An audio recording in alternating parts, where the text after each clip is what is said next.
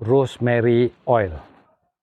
Ini rosemary oil yang blended, campur dengan minyak kelapa, tea tree oil dan macam-macam lagi herba yang dimasukkan di dalam untuk membantu penjagaan kulit kepala, penjagaan rambut.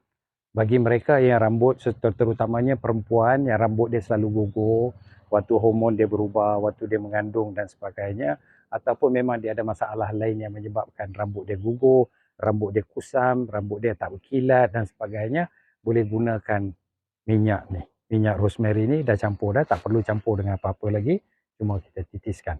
Bagaimana kita nak guna?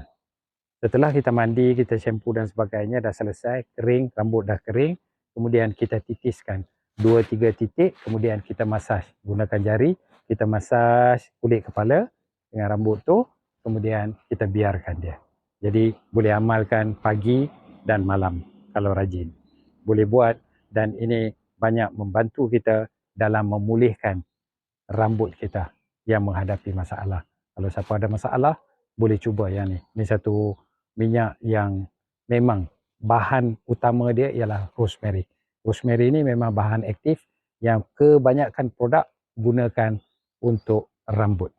Wallahi astagfirullah.